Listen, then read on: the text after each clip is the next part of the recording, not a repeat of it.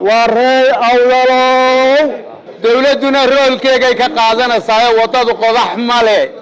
madax dhaqameedka gobolada galbeedka Soomaaliland ayaa maanta isugu yimid kulan ballaaran oo loogu gogol xaadhayo soo dhaweynta ugaaska guud ee beelaha Gadabuursi ugaas Cabdirashiid ugaas Rooble oo dhawaan lagu soo dhaweyn doono magaalada Boorame caasimadda gobolka Awdal. Salaadinta iyo cuqaashan ayaa isku raacay in 12 bisha 8 2025 lagu soo dhaweeyo magaalada Boorame ugaas Cabdirashiid waxaana ay ugu baaqeen qaybaha kala duwan ee bulshada ku nool magaalada Boorame in si weyn uga qayb qaataan soo dhaweyntaasi. halkan maanta markaa waxaan ka shaacinaynaa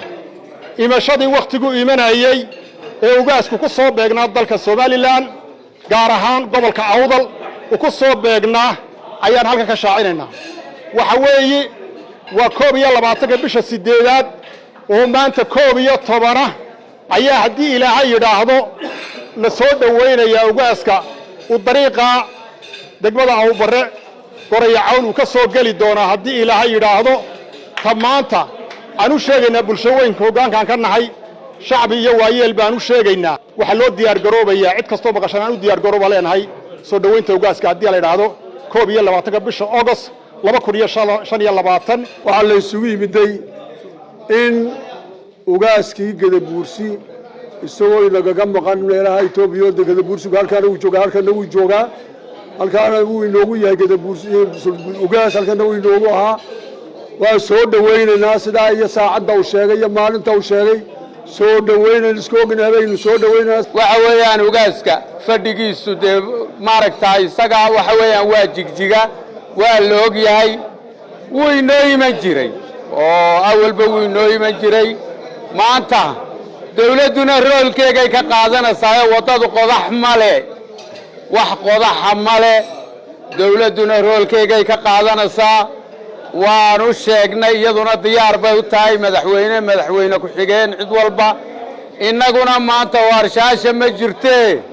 ugaaskeena si fiican aanu soo aad iyo aad baan ugu mahadnaqayaa sida sharafta leh isku qaadateen ee midnimada leh ee loogu soo dhaweynayo loona shaacinayo imaashaha ugaaska Gorayacawn ka soo galaya taasoo dawladdu hadda joogta diyaar u tahay way soo dhaweynayso madaxweynaha madax ku xigeen dhammaan bay soo dhaweynayaan markii hore ugaaska dawladdu baa Gorayacawn ka celisay marka tana maanta soo dhaweynaysa aad iyo aad baan ugu faraxsanahay ugaaska horeba waan soo dhaweynay kollay waxa weeye maanta waxaan dowrada waa dhaway marisaaye alla soo dhaweeyay ugaaska sida uu qaabku iyo salaadiintu u sheegeen waxaan u sheegaynaa bulshooyinka Gadabuursi meel kasta ay joogto waa in maalintaas si xoog looga qayb qaataa iyagoo ugaaskeena sharfan maamuusan waxaan leeyahay waa reey awdalow ugaaskeena maqaam sare oo heer sare ah yaa loo kala hadin kulli hadal badan meesha ma yaalo waa ugaaskiya la soo dhaweeyo iyo muddadii la soo dhaweynayay oo suldaanku ku dhawaaqay waan taageersanay waana la soo dhaweynayaa ugaaska horeyna waa loo soo dhaweeyay imkana waa la soo dhaweyn maanta ugaaskii Gadabuursi oo maanta loo baahday aad iyo aad haddii ay dawlad tahay iyo haddii dadkiisii ay tahayba loo baahday ayaa halkan la isugu yimiday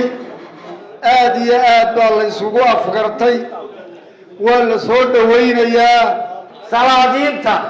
hormuudka u yihiin ragga halkan agtayda fadhiya Suldaan Dhawaliyo haddii alla yiraahdo Suldaan Xasan Xadi Baade iyo iyaga dhaqanka nagu hogaaminaya iyaga ayaan u daba joognaa wixii xeer iyo dhaqan sidii salaadiinta horeba ay sheegeen dhammaantood anigoo xoojinaya waxa leenahay waa soo dhaweynaa ugaaska gacmo furan baan ku soo dhaweynaa waxa la shaacinayaa inuu ugaasku iman doono soo dhaweyntu way noo dambaysaa waa maalinta uu yimaado waa in loo diyaar galoobo soo dhaweyntiisa mudaniya marwada waan soo dhaweynaynaa halkii maalintii hore laga celiyay yaa cagaaga kaga noqday roog baan u dhigi doonaa hadii Ilaahay idmaado si muglana waan soo dhaweynaynaa ugaas adiguna inta ogow maanta inaynu xajiintii loo siino waxa balan qaaday intii aynu ku tuumanay intii kaleba waxay u badan qaadeen inay soo dhaweeyaan halka ka dhagaysanay ugaaska ku soo dhaweeyay wada furan qalbi furan niyad furan iyo ummad sumida